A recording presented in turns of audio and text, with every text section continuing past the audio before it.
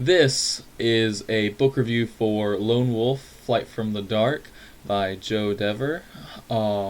Starting off, this is a choose your own adventure book with character building and RPG combat mechanics, which is very unique. I've never seen anything like it personally, and it is really cool. Being a massive tabletop RPG nerd, having played D&D for like half my life, I can really appreciate this. It is a ton of fun. The story is really thorough. There's a lot of world building. There's a lot of places and names and all that stuff. Big maps, organizations, like all the things you would see in a D&D campaign, or like the modules like Faerun and the that whole universe. But it's like its own universe and stuff, and it's very good to see that in a book, obviously, of this nature, to see all that world building, and it's very appreciated. But another thing that I really liked was the monsters. Like, they had some very interesting creatures that I've never like. Every single fantasy thing out there is like goblins and orcs and all these other things, but these had like these things called geeks and like these other weird, dark, twisty creatures, and every single one of them kind of like blew me away because it was like, oh, that's not normal. That's not a thing that you usually see in the fantasy books, and to see them here is just really interesting. It's more nuanced. It's a lot more appreciated from a fantasy tabletop RPG kind of guy.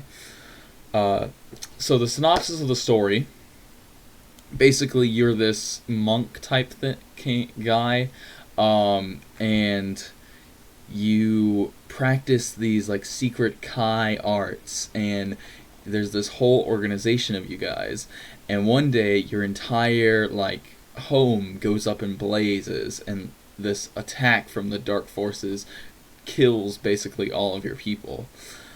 So after that happens, you have to make this journey to the king, and the whole book is about this journey to the king, getting to the king, sending him the message that all this stuff has just happened. You are now the last of your kind, and you have to spread the fact that you are the last of the kind. You have to get the information out there. And through your journey, there is so much that happens. I know I did not get to see half of the content. I saw like a quarter, maybe a fifth of what happened. And honestly, I'm thinking that estimate is even lower because of how much it's kind of blowing me away with what they have in it already. There's like a ton of attention to detail and all that stuff. And there's so much more to unpack here. And it's absolutely amazing. I cannot preface that enough. This is a really good read, like, and it puts you right in the seat. Like, obviously a choose your own adventure book would, but I haven't read a lot of them, to be fair, but I really like this because the combat and the idea of having a combat and a character sheet and all that stuff tied into the story is something I haven't seen before, something I haven't read ever. And it's akin to D&D, so I really appreciate that.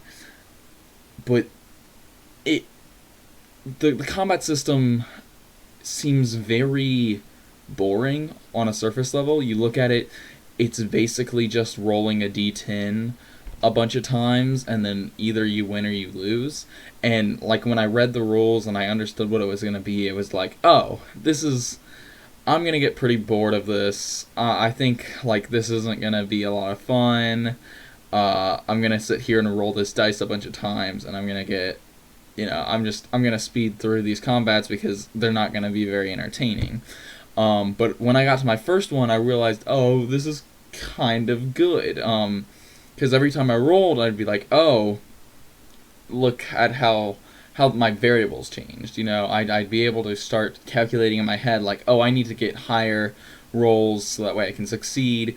And then as the book went on, I got into these later, more challenging combats, and that's when the fun really started, because it was like life or death at some of these encounters. And I remember there was this one guy who was really strong, really powerful, And I stood no chance against him. And I had already stacked out my character as best as I could. I had like this life-saving ability, like I could gain life every time I wasn't in combat, and I had like some other things to give me more buffs to my attack, but I was already dead in the water because of just how strong this guy was.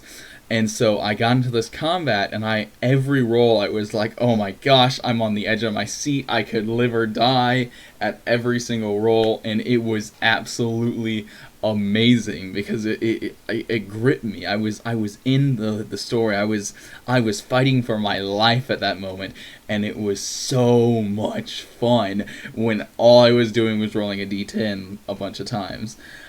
So it's really good at grabbing your attention. It's really good at engaging you with the combat and in the storytelling and like the choices options. I absolutely love it.